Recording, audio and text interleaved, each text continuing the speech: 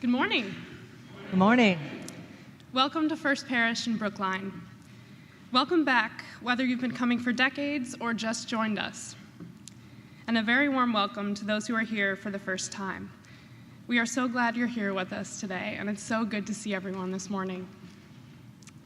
I'm Emily Cherry, and I'm one of the worship associates here at First Parish. Our senior minister is Reverend Lisa Perry Wood. First Parish is a welcoming Unitarian Universalist congregation, open and affirming of all people.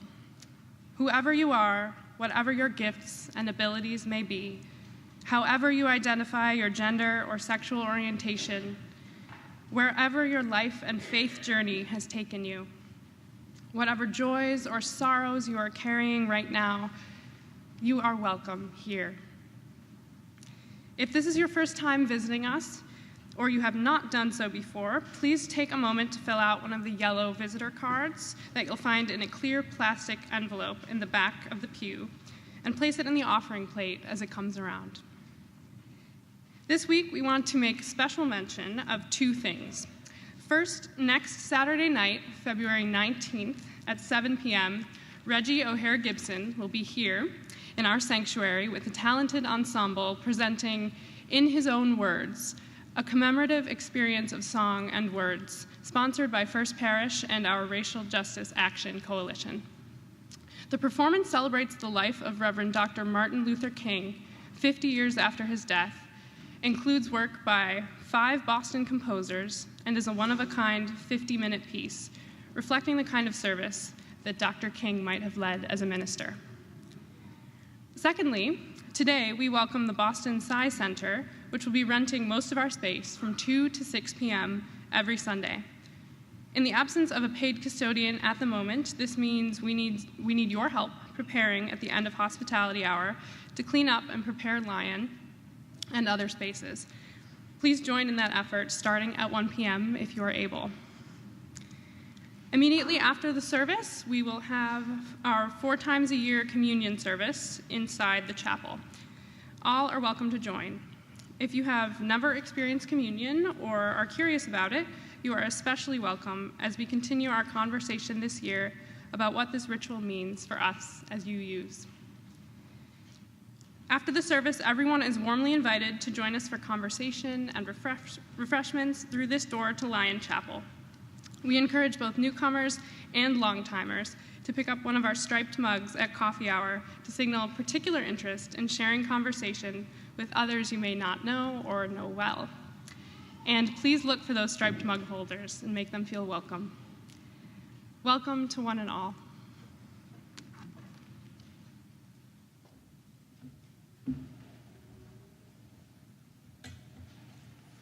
Good morning. Our call to worship this morning is a reading from Stephen Levine. It's called Not Knowing. I may not know my original face, but I know how to smile. I may not know the recipe for the diameter of a circle, but I know how to cut a slice for a friend. I may not be Mary or the Buddha, but I can be kind. I may not be a diamond cutter, but I still long for rays of light that reach the heart. I may not be standing on the hill of skulls, but I know love when I see it. Come, my friends, come into this beloved and sacred space and let us worship together. And now please rise as you are willing and able and join in singing our opening hymn, number 134, Our World is One World.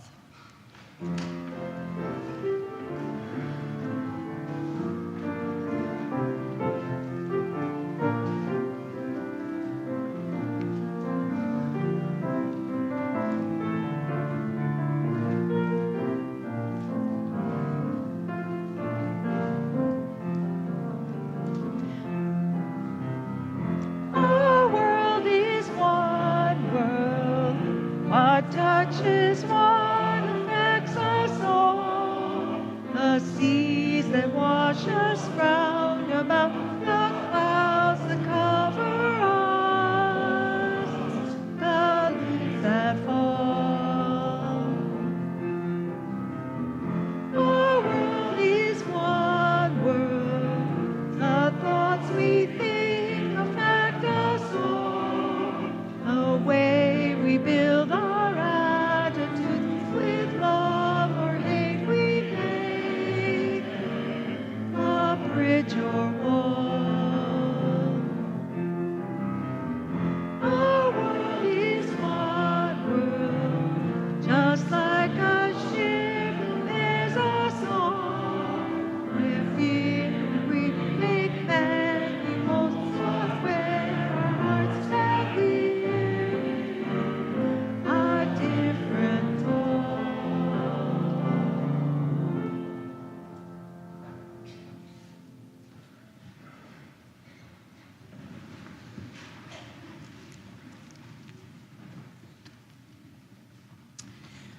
At this time, I would like to invite the McIntyre family to come forward to light the chalice, symbol of our Unitarian Universalist faith the world over. As they light the chalice, please join me in our unison affirmation printed in your order of service, in English and then in Spanish. We give ourselves one unto another, covenanting to walk together as a congregation, promising faithfully to watch over one another and to delight for love to abide in our midst. Nos entregamos y nos comprometemos a caminar juntos como congregación, prometiendo con mucha fe cuidarnos mutuamente y deleitarnos en el amor que permanecerá entre nosotros. Each week, we also light 2 candles of peace, each candle representing a different place on earth that we want to lift up and remember this morning as a sacred encounter with the world. There are untold numbers of places on earth that need peace. Today, we remember 2 places that we especially hold close in this service and through the week ahead. After each of the candles is lit, we will speak the words for peace in English, Arabic, and Hebrew. Peace, salam, shalom.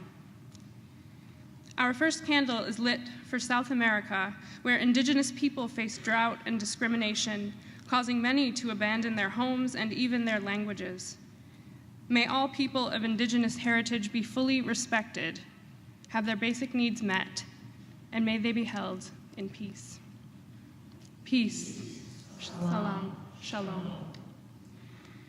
Our second candle is lit for Yemen, where the UN peace deal seems to be collapsing, meaning the war continues with no foreseeable end to the famine that especially affects Yemeni children. May peace soon be restored and all those who are hungry be fed. Peace, salam, shalom.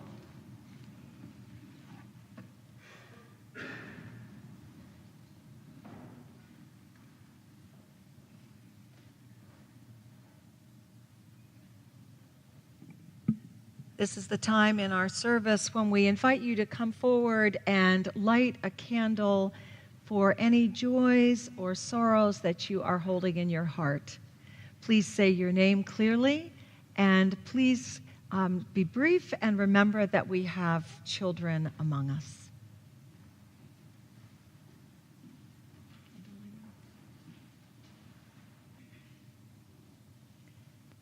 This last candle I light for all those joys and sorrows that are held in our hearts. May they find peace. And now we say together, there is a love holding me. There is a love holding you. There is a love holding all of us. We rest in that love. Amen.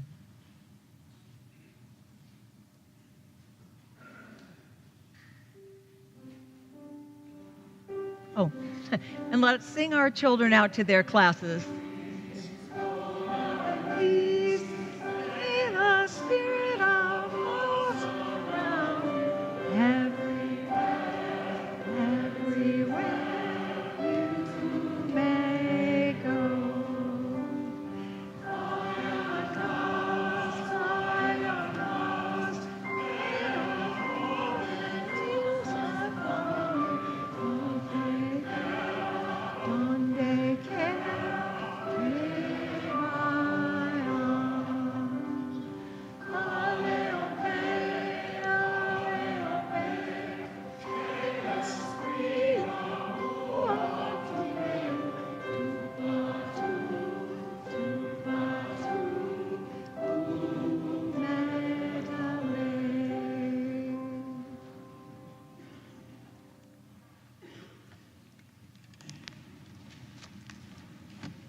Now, please join me in the spirit of prayer and meditation. Spirit of life, moving among us and around us and within all of us. Spirit of all names and of no names, be with us now. As we hold those sorrows, those hurts, those worries that weigh heavy on our hearts. May all those who are ill find healing. May those who have suffered losses find peace and consolation. May all of us hold all of them in our hearts, in our spirits, and with love and tenderness. And we lift up those joys that we celebrate together in this community. May each of those celebrations warm our hearts, lift us up, remind us of the hope and the love and the spirit of all that is to come in this community. All of this we do in the name of all that is holy, the spirit that surrounds us. Amen, and blessed be.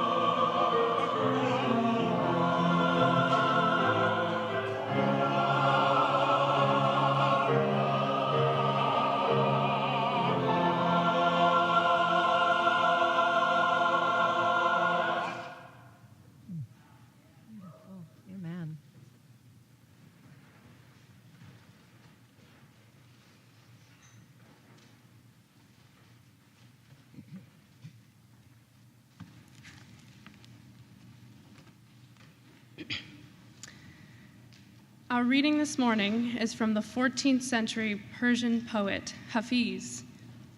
It's called, "We Have Not Come to Take Prisoners." We have not come here to take prisoners, but to surrender ever more deeply to freedom and joy.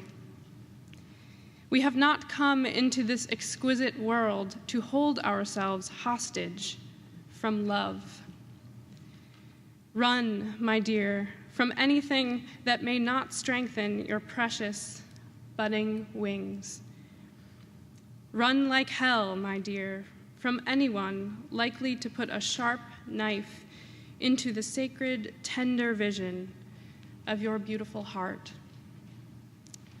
We have a duty to befriend those aspects of obedience that stand outside of our house and shout to our reason, oh, please, come out and play." For we have not come here to take prisoners or to confine our wondrous spirits, but to experience ever and ever more deeply our divine courage, freedom, and light.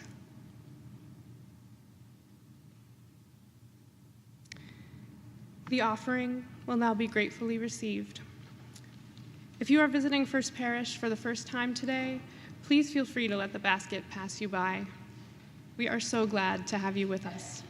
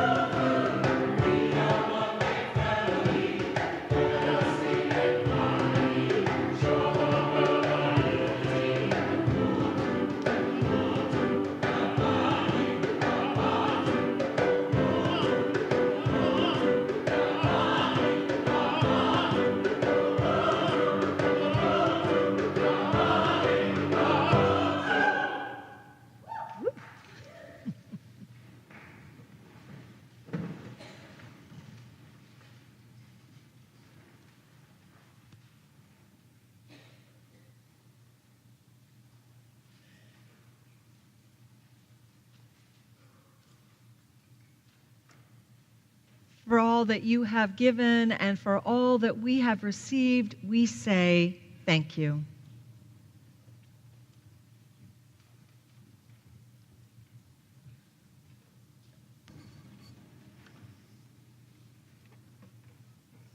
Our second reading today is written by a New York City cab driver. The Last Ride. I arrived at the address and honked the horn.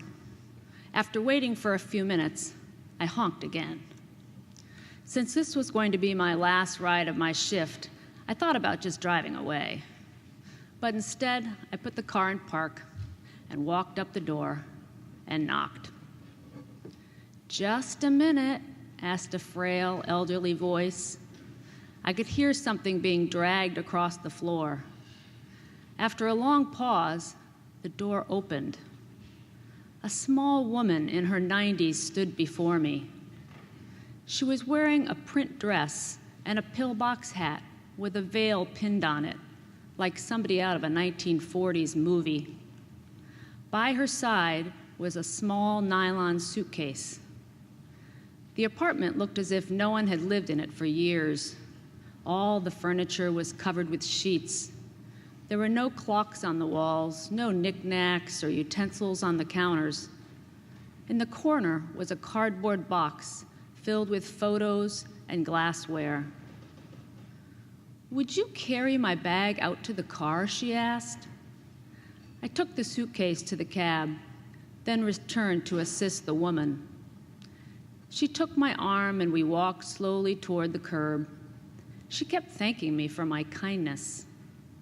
"It's nothing," I told her. "I just try to treat my passengers the way I would want my mother to be treated." "Oh, you're such a good boy," she said.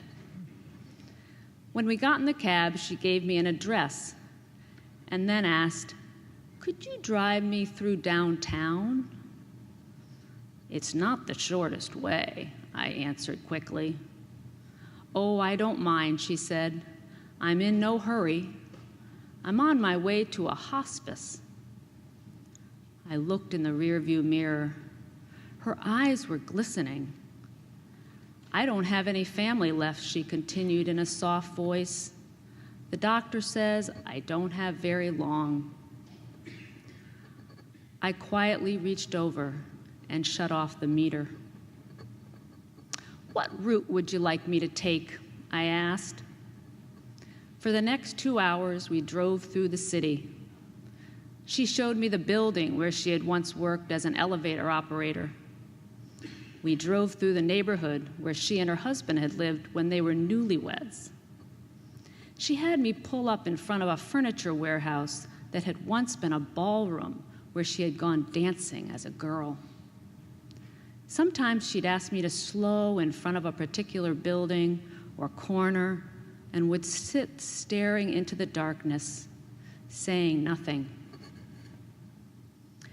As the first hint of sun was creasing the horizon, she suddenly said, "I'm tired. Let's go now." We drove in silence to the address she had given me. It was a low building, like a small convalescent home with a driveway that passed under the portico. 2 orderlies came out to the cab as soon as we pulled up. They were solicitous and intent, watching her every move. They must have been expecting her. I opened the trunk and took the small suitcase to the door. The woman was already seated in a wheelchair. "How much do I owe you?" she asked, reaching into her purse.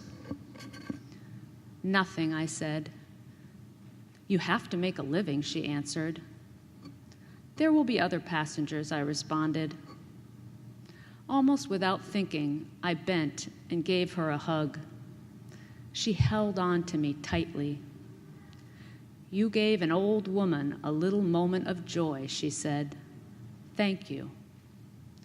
I squeezed her hand and then walked into the dim morning light. Behind me, a door shut. It was the sound of a closing of a life. I didn't pick up any more passengers that shift. I drove aimlessly, lost in thought. For the rest of that day, I could hardly talk. What if that woman had gotten an angry driver or one who was impatient to end his shift? What if I had refused to take the run or had honked once, then driven away? On a quick review, I don't think that I have done anything more important in my life. We're conditioned to think that our lives revolve around great moments. But great moments often catch us unaware, beautifully wrapped in what others may consider a small one.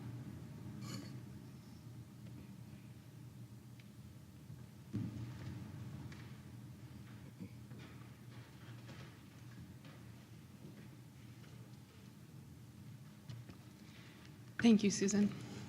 I wasn't supposed to say that, but thank you. Please rise as you are willing and or able, and let's join our voices in our hymn of preparation, number 1031, Filled with Loving Kindness.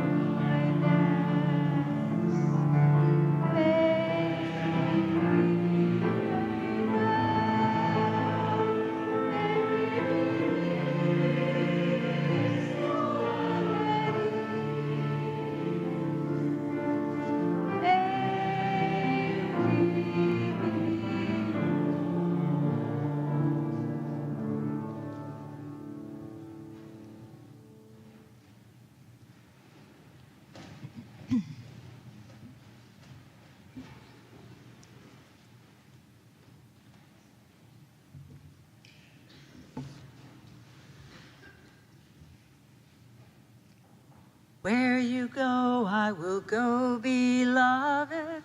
Where you go, I will go. Where you go, I will go, beloved. Where you go, I will go. For your people are my people. Your people are mine. Your people are my people. You're divine, my divine. This morning we're talking about how to build an even stronger feeling of beloved community right here. How we provide enough security for everyone in our congregation, how to think about really keeping each other safe in our physical space, our relationships, how we treat and care for our children, and how we think about each other. It's an extension of part 2, if you will, of last week's focus on belonging, how we all belong here in this place with these people. On the one hand, thinking about safety might seem boring, even unnecessary. This is a church. Shouldn't we just expect that everyone will be on our best behavior and be able to think about each other's safety? And if there are problems, well, isn't that why we have a minister or a parish board? But it turns out that safety, real safety of all kinds, physical, emotional, psychological, requires all of us to be thinking about it together. It takes leadership, for sure, from our board, your minister and staff, as well as those of you who will join us in a Safer Congregations Committee. But without the full buy-in and participation of everyone here, it isn't going to feel completely safe for us here at First Parish, and some of us may feel that more than others. It really starts with paying attention, with presence, with the Buddhist precept of right action. Over the past weeks, many of us here saw needs in our building and volunteered, just jumped in to sort out supplies in our kitchen, work on areas of the building that needed organizing, think about safety with our candles and our handicapped access. This energy has been hugely helpful, especially while we're without regular paid custodial staff right now. The Building and Grounds Committee and Safety Task Force have thought about and worked on many of these areas for years, but we could use more participation. If the function and safety and beauty of our physical space is an area that you care about, your presence is wanted. We will always need both here. The jumper-inners who see what needs to be done and just do it, and those who like to think about the big picture, how everything fits and works together. But first, it requires us to truly show up and to see ourselves as a resource. I attended a workshop this past week called Creative Courage in Anxious Times, which mainly focused on family systems thinking. The facilitator talked about Rabbi Edwin Friedman. Many of us may have studied his words here. He spoke about showing up with a non-anxious, self-defined presence, relaxed and confident, paying closer attention to the people and things who need us and how we could be most useful in any situation or setting. I loved especially 2 quotes I heard at the workshop. First, do nothing. I thought that was a good one. And also, it can be a lifetime project to stop being so helpful and start being a resource. Again, both of these are what the Buddhists would call right action. That can relate to physical safety and also to our relationships, which can be a bit more challenging. Presence and being a resource are critical in our relationships, how we extend ourselves to make sure that everyone feels truly invited into participating and leading, that everyone feels safe to be themselves, however different that might look from the norm. Author and MacArthur genius, George Saunders, talks about a girl he calls Ellen, a new kid who joined his 7th grade class. She was small and shy, wore big glasses, and when she was nervous, she chewed a strand of her hair. In his school and neighborhood, he says, she was mostly ignored, occasionally teased. Your hair tastes good? That kind of thing. And Saunders could see that it hurt her, how she looked a little gut-kicked, like she'd been put in her place and was just trying to disappear. At home, her mother probably asked her, how was your day? And making any friends? And she'd say, fine, and lots. And then they moved. Her family moved away, no fanfare, no fuss, and he never saw her again. But Saunders still remembered it 40 years later, because even though he was kind, this seems to have been a failure of kindness. And those kinds of failures, I bet we can all think of some. They haunt us. I remember a friend saying she told her daughter, who was complaining about some new students in her 4th grade class, she said, I want you to try to like everybody. That always stayed with me. And I think as adults, it's a good direction for us to aim to. Try to like everybody. That's right action too. Another thing to think about as we make this space as safe and welcoming and inclusive as possible is criticism or feedback. The Buddha also talked about right speech. Thinking about, is what you are about to say true? Is it kind? Is it helpful? Does it bring harmony? And is it spoken at the right time? True, kind, helpful or necessary, moving toward peace, and is now the time. It means more than just choosing our words well, though that's certainly a part of it. It's considering what we're going to say or if we're going to speak at all, even before we open our mouths to speak. That can be very hard for talkers like me. Those of us who always have an opinion, quick to point out a better way.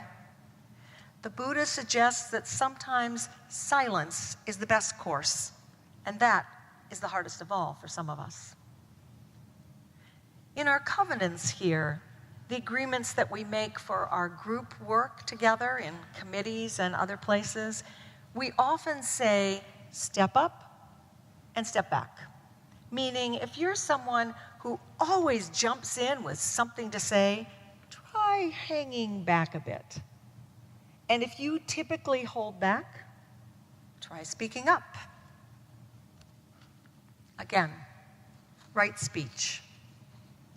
For myself, I try, when I'm aware enough, to take a deep breath or two, especially when I might feel triggered by something somebody has said. I'm far from perfect. I am a work in progress. It's hard to go against our ingrained patterns, but we can challenge ourselves to be a little different here. In her book, Daring Greatly, Brené Brown says, a lot of cheap seats in the arena are filled with people who never venture onto the floor. They just hurl mean-spirited criticisms and put-downs from a safe distance. The problem is, when we stop caring what people think and stop feeling hurt by cruelty, we lose our ability to connect. But when we're defined by what people think, we lose the courage to be vulnerable. Therefore, we need to be selective about the feedback we let into our lives, she says. For me, says Brené, if you're not in the arena getting your butt kicked, I'm not interested in your feedback.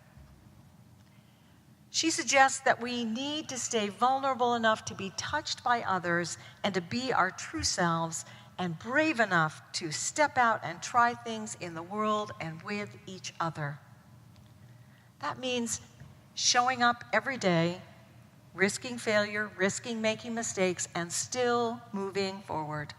We fall, we pick ourselves back up, and here in this beloved community, it means we keep working to get it right. staying close to each other, not giving up when the going gets tough. It makes me think of a story I heard recently. A woman posted an ad that said, "Free to a good home, beautiful 6-month-old male kitten, orange and caramel tabby, playful, friendly, very affectionate, ideal for a family with kids." Or, handsome 32-year-old husband, personable, funny, good job, but doesn't like cats. Call Jennifer and decide which one you'd like. Of course, our relationships are not as simple as that. We can't just get rid of problem people in our lives that easily. The UUA Safer Congregations Guidelines state, everyone has a role to play. We all have a piece in the puzzle. Leadership, volunteers, staff, parents, even children and youth. Congregational safety involves the entire congregation, and it all begins with trust. Trust in our leaders, our staff, each other, trusting that the congregation has done all it can to keep each other safe. Sometimes doing all we can is not enough, but people should be able to trust that the leadership here has paid attention, done the work, set up the systems to identify and respond to potential risks for the congregation and the people associated with us. And that, my friends, is the work ahead of us. And here's the bad news. That work will never be done. But it is good, empowering, community-building, and loving work that none of us will do alone, and that will bring us all closer together. Susan Larrabee shared with me this poignant story she found online called The Hedgehogs. It was the coldest winter ever. Many animals died because of the cold. The hedgehogs, realizing the situation, decided to group together to keep warm. This way, they covered and protected themselves, but the quills of each one wounded their closest companions. After a while, they decided to distance themselves one from the other, and then they began to die, alone and frozen. So they had to make a choice, either accept the quills of their companions or disappear from the earth. Wisely, they decided to go back to being together.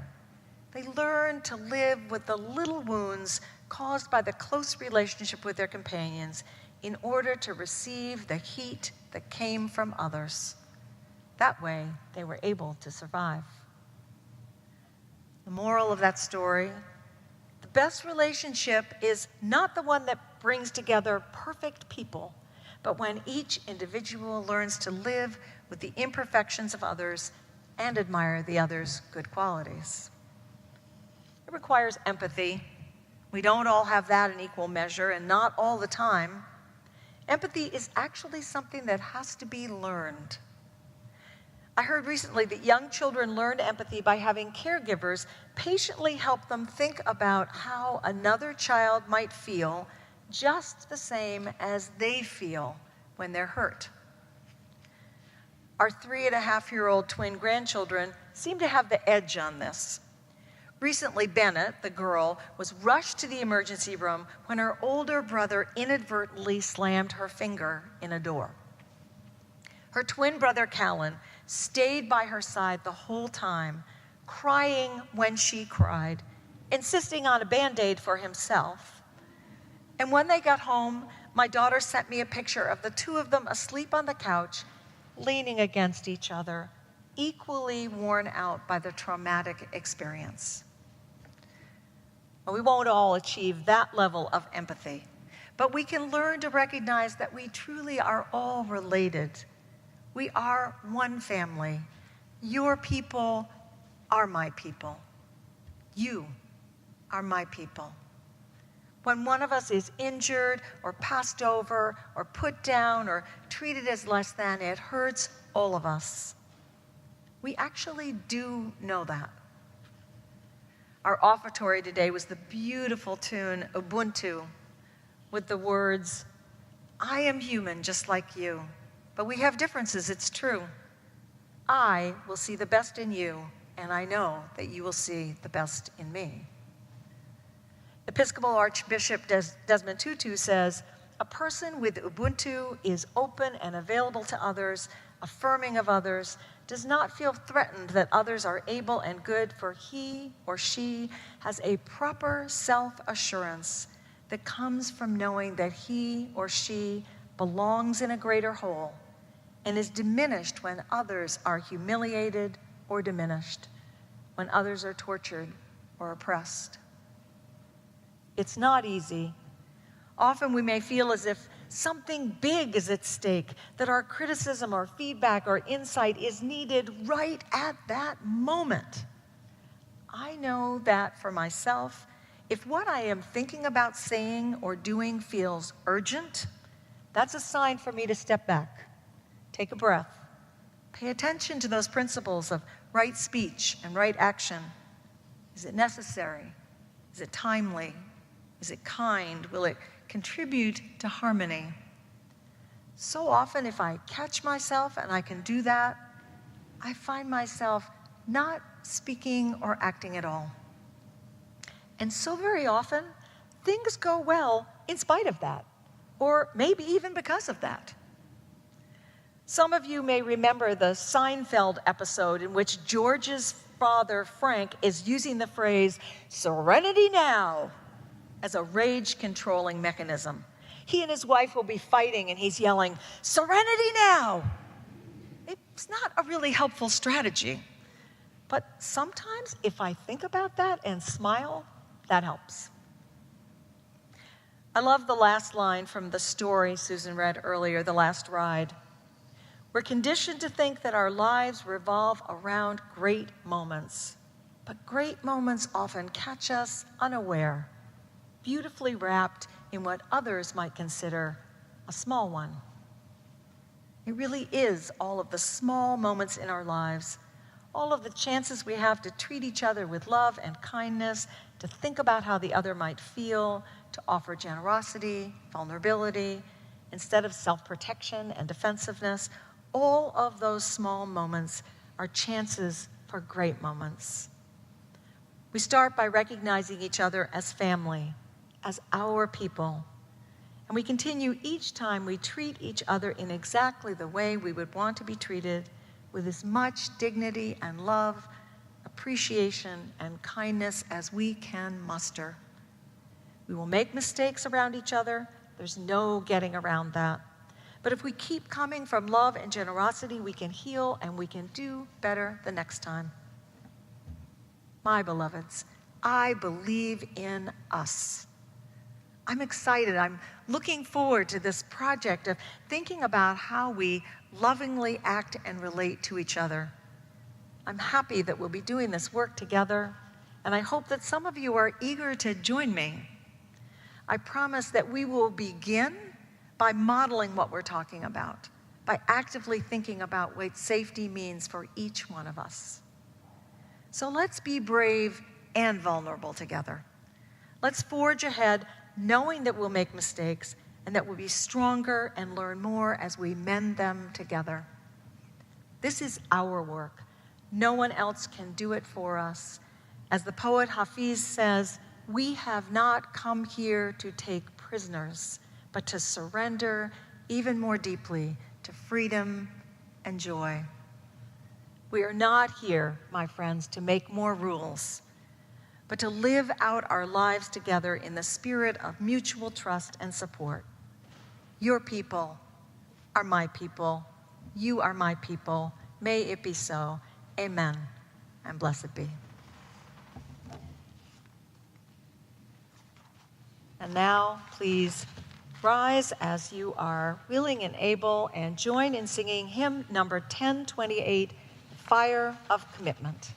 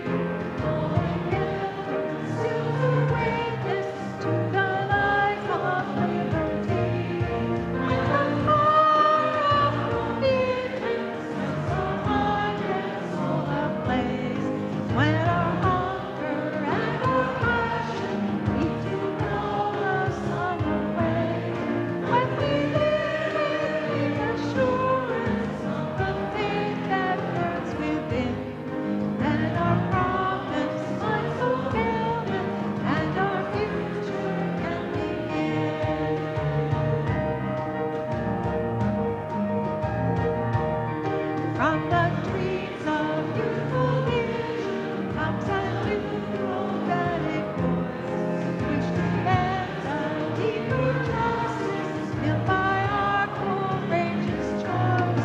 When the call commitment sets our mind and soul ablaze, then our hunger and our passion need to call us on our way.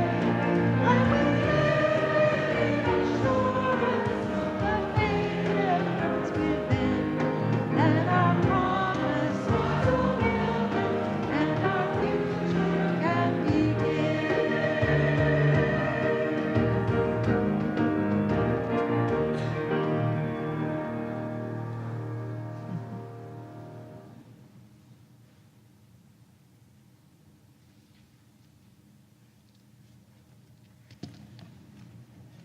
Please join me in our unison affirmation as Reverend Lisa extinguishes the chalice. We extinguish the flame and not the light of truth, the warmth of community, or the fire of commitment. These we carry with us and offer as gifts unto the world. And now please take the hand or touch the elbow or shoulder of someone near you for our closing words and benediction.